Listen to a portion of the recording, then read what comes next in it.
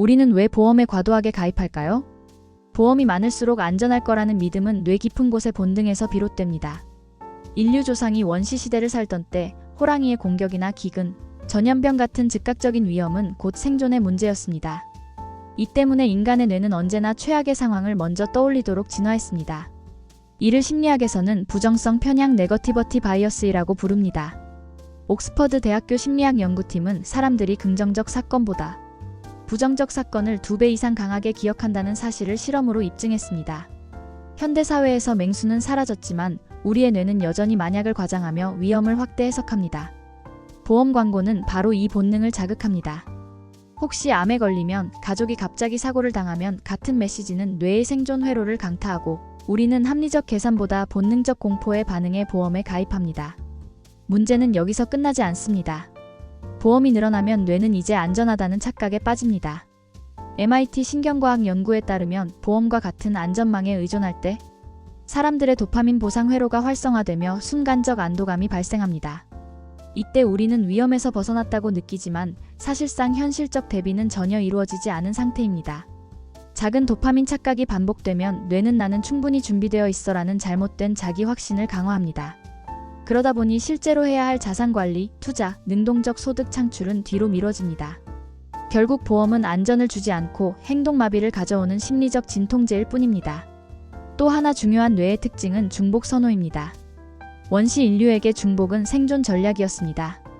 2개의 창, 여러 개의 먹을거리, 여러 동굴은 위험 상황에서 대체 자원이 되어 주었습니다.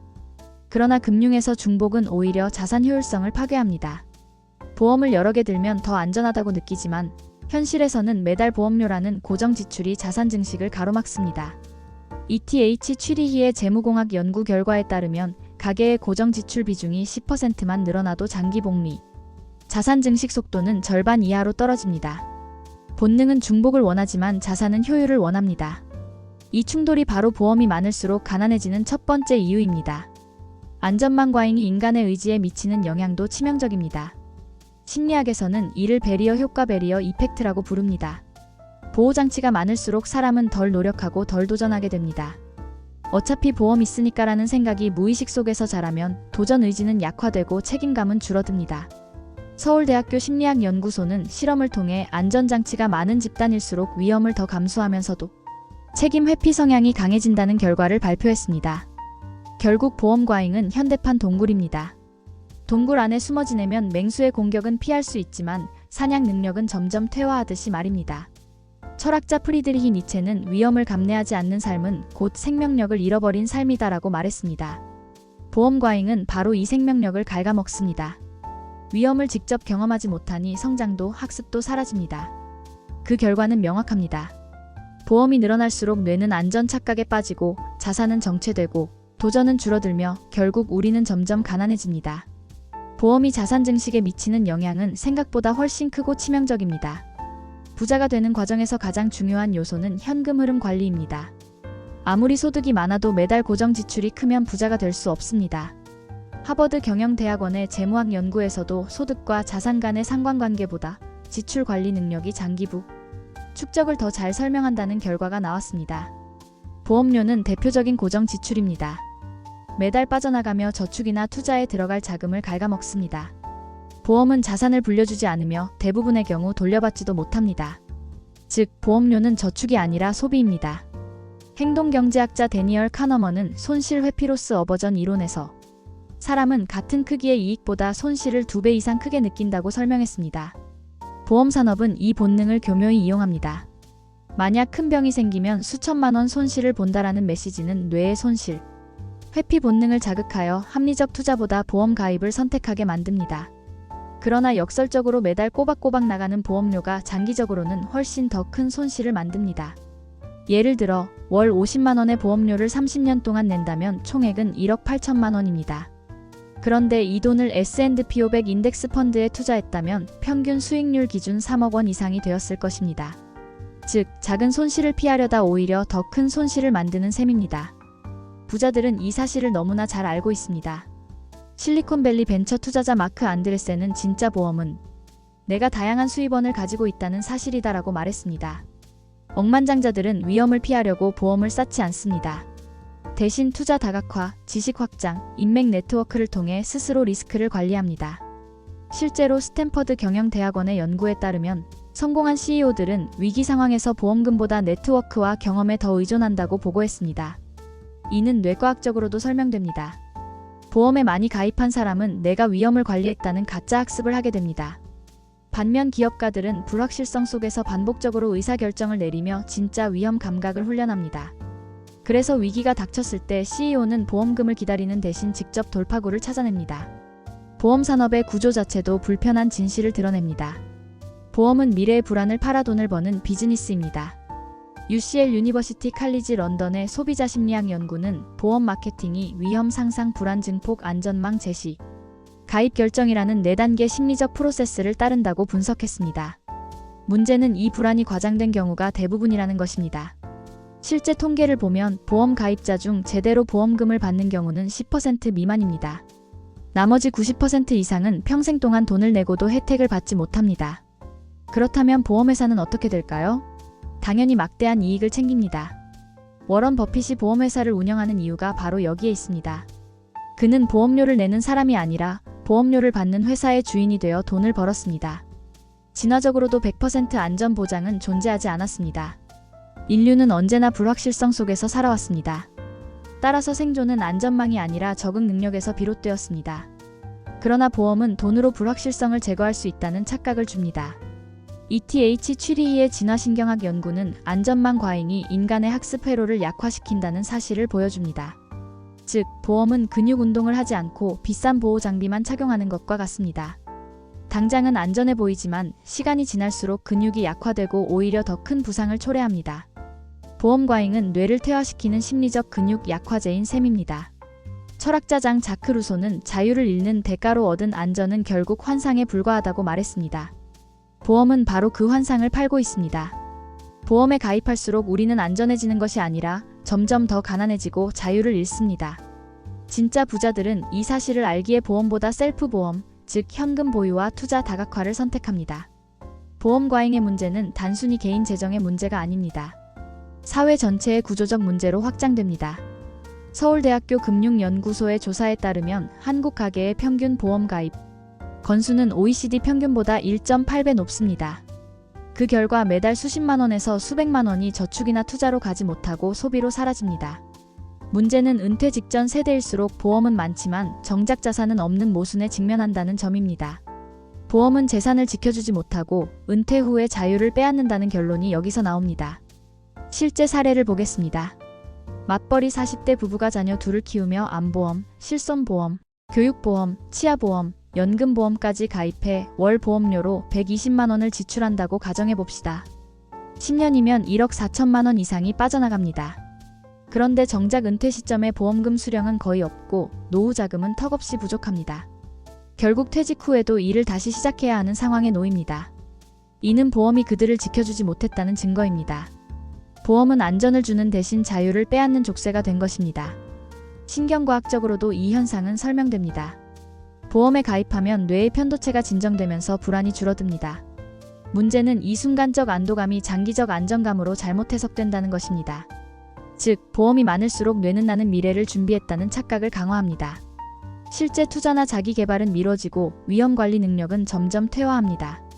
케임브리지 대학교 뇌과학 연구팀은 가짜 안정감 폴스 싱유러티이 반복되면 뇌의 전두엽, 의사결정 능력이 약화된다고 밝혔습니다.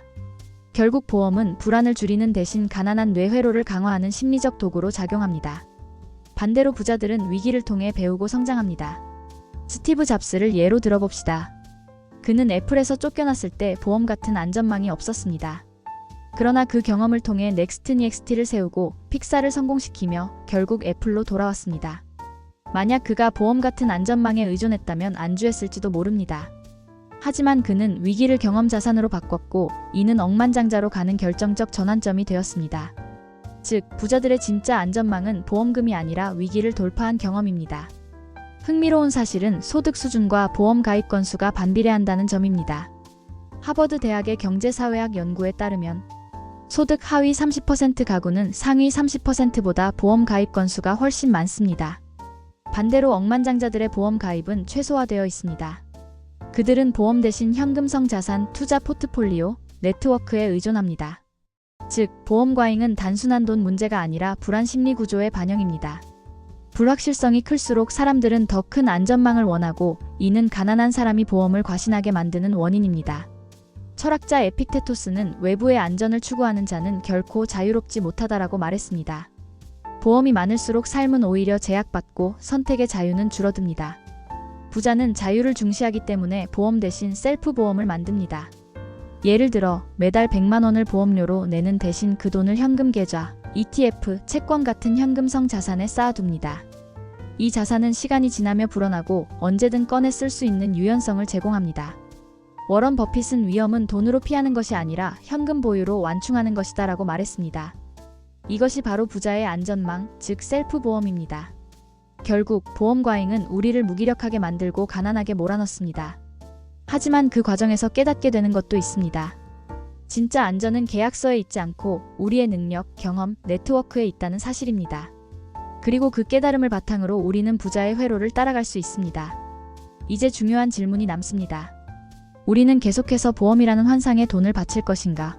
아니면 뇌를 재훈련해 스스로 위험을 관리하는 길을 선택할 것인가? 이제 결론을 정리해 보겠습니다.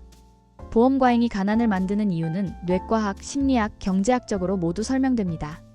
첫째, 뇌는 위험을 과대평가하도록 진화했고 보험은 이 본능을 자극해 필요 이상으로 가입하게 만듭니다. 둘째, 보험 가입 시 도파민 착각이 발생해 이제 안전하다는 잘못된 확신에 빠집니다. 셋째, 보험료라는 고정 지출이 복리로 불어나야 할 자산을 가로막습니다. 넷째, 과도한 안전망은 의지를 약화시키고 도전과 책임감을 빼앗습니다. 다섯째, 보험은 저축이 아니라 소비이기에 장기적으로 자산을 파괴합니다. 결론적으로 보험은 우리를 지켜주는 것이 아니라 우리의 부를 갉아먹는 구조입니다. 따라서 필요한 것은 보험 최소화 전략입니다. 모든 보험을 없애라는 것이 아닙니다. 과학적으로 꼭 필요한 보험만 남겨야 합니다. 생명보험은 부양가족이 있는 경우 최소한으로, 실손보험은 국가의료보험의 한계를 보완할 정도로, 자동차 보험은 법적으로 의무인 만큼 최소화하면 충분합니다. 반대로 치아보험, 암보험, 교육보험, 연금보험은 과잉 안전망일 때가 많습니다. 이를 줄여야 매달 수십만 원의 현금 흐름이 살아납니다. 더 중요한 것은 뇌를 가난 회로에서 부자 회로로 재설정하는 일입니다. 보험은 위험을 돈으로 피할 수 있다는 잘못된 학습을 뇌에 심습니다. 이를 깨기 위해서는 위험을 직접 관리하는 경험이 필요합니다. 작은 투자를 시작해 시장의 변동성을 체험하고 새로운 일에 도전하며 불확실성을 감내해야 합니다. 위기 상황에서 스스로 해결책을 찾으며 자기 효능감을 쌓아야 합니다. 이러한 경험이 반복될수록 뇌는 보험이 아니라 능동적 리스크 관리를 학습하게 되고 이것이 바로 부자들의 공통된 회로입니다. 세계적 연구도 이를 뒷받침합니다. 스탠퍼드 대학교 경영대학원 연구에 따르면 위기 상황에서 반복적으로 의사결정을 한 사람들은 위험을 예측하고 대응하는 능력이 현저히 높았습니다. 반면 보험에 과도하게 의존한 사람들은 위기 시 해결 능력이 떨어지고 경제적 자율성을 상실했습니다. 즉, 진짜 안전망은 경험에서 비롯된다는 사실입니다. 부자의 안전망은 관계, 지식, 경험입니다. 위기 때 도움을 줄 수 있는 네트워크, 문제 해결을 가능하게 하는 지식, 그리고 스스로 위기를 극복한 경험에서 오는 자신감, 이 세 가지 자산은 보험과 달리 고갈되지 않습니다. 빌 게이츠는 내가 가진 최고의 자산은 사람들과의 관계와 배운 지식이다라고 말했습니다. 그는 보험이 아니라 경험과 네트워크를 통해 위기를 기회로 바꿨습니다. 결국 부자들은 계약서에 서명하지 않고도 안전해질 수 있는 힘을 길러왔습니다. 철학자 아리스토텔레스는 인간의 행복은 외부 조건이 아니라 스스로를 통제하는 능력에서 나온다고 했습니다. 보험은 외부 조건을 돈으로 사는 행위입니다. 그러나 진짜 행복과 자유는 자기 통제력에서 나옵니다. 보험에 의존하는 대신 현금 흐름을 관리하고 투자로 자산을 불리고 지식과 경험을 축적하는 것이 진정한 안전망을 만드는 길입니다. 결국 우리는 선택의 기로에 서 있습니다. 계속해서 불안을 돈으로 살 것인가, 아니면 뇌를 훈련해 스스로 위험을 다루는 부자의 길을 걸을 것인가? 보험이 많을수록 우리는 안전해지는 것이 아니라 점점 더 가난해지고 자유를 잃습니다. 반대로 보험을 최소화하고 현금 흐름, 투자, 지식, 경험, 네트워크에 집중할수록 우리는 부자의 회로로 가까워집니다. 이제 질문은 당신에게 남아 있습니다. 당신은 보험이라는 환상 속에서 가난한 뇌 회로를 강화할 것입니까? 아니면 스스로를 단련하며 진짜 안전망을 구축해 부자의 길을 걸을 것입니까? 선택은 오직 당신의 몫입니다. 구독과 좋아요로 함께 성장합시다. 감사합니다.